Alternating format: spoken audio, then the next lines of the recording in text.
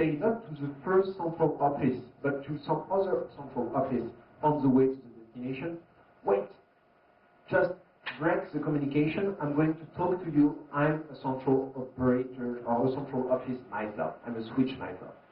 And then you say, and then I'm going to open a new connection. And the new connection is to a super expensive number. So the first switch would say, I don't care what goes on because the line is open and it's free and I don't care. But the other switches can say, oh, okay, new connection, let's make it. So the one producing CDR would keep the connection for free, and the other central office would reroute the call and get the call to another base, hence free call. But not only free calls, it means untraceable calls. That means that there was no records in the system, the phone system, there was absolutely no record of where actually the call went. So telco and intelligence agencies and governments and regulatory said, okay, this is not possible, let's replace it with an out-of-band signaling system. So they split the network in two and created one network for the trunk, for the voice, for the sample, using mostly the TDM, and one network for transferring the signaling. SS7 was created. And here you can see first started by Steve Wozniak and Steve Jobs, which was about creating blue box, building them, and selling them to the public. That's the matter, actually, that's what it is. So one can ask that, okay, some people will do maybe some not great thing at some point, they do some excellent startup and excellent product later. Some of those might question the excellency of platform. Now, SS7, as I said, is great when you're in, but when you're not, it's a pain to get in, because you cannot really get SS7 connection easy. To give you an idea on what we have here, we have mostly on the left-hand side the BTS and the headset, which are taking care of the radio side. And then we have basically DSC, which is concentrator for the radio controllers. Then the MSC, which is actually the switch saying, okay, this person wants to speak to that other person.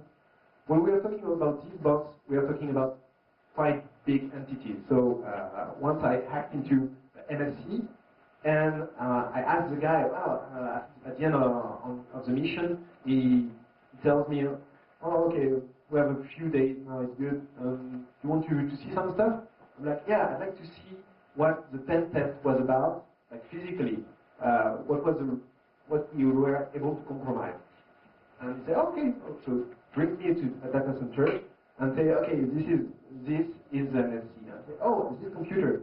And he's like, this is this rack and all the rack down to the end of the data center, and there's the backup one just behind it. So each of these systems is huge, and it costs a lot of money. Then we have the VLR, which is database storing who is roaming to your network. So there's funny things you can do is that, for example, a lot of operators, they don't block the temporary assigned number that are given to you when you're roaming. Let's say I go to Thailand for holidays, and then I don't want to pay the roaming charge. Well, each time you go to a foreign country, the local operator will assign you a local phone number, but there will be some kind of NAT. The NAT is called GTT, and will translate all the calls from abroad into a national number. If you give that national number, find it first, of course, and you give it to some people, well, a lot of chances that you're going to be able to make calls to your roaming number, or MSRN, for the local tariff. Okay. So let's speak about the research in vulnerabilities. There's a lot of mobile equipment vulnerability research, so we can see exploitation by Charlie Miller, or lots of research on Symbian and Windows Mobile by the team of, I think it's EADS or Sogeti, I don't remember actually. Maybe Nicolas, you can tell me? You don't remember? Okay. Then there's a lot of quite good, like Oli Whitehouse did some good research also on this part. End of it, hack a different operating system better. There's a lot of hacks going on thanks to software-defined radio hacks with GNU Radio. What's USRP here?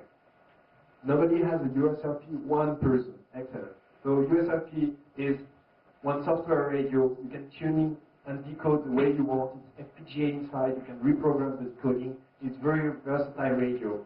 And that enables to decode the raw frames on the radio signal in order to know what's going on.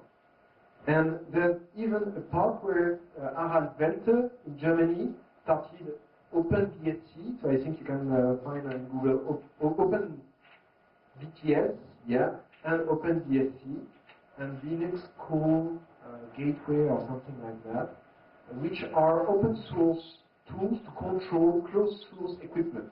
So you buy some BTS or Node B for UMTS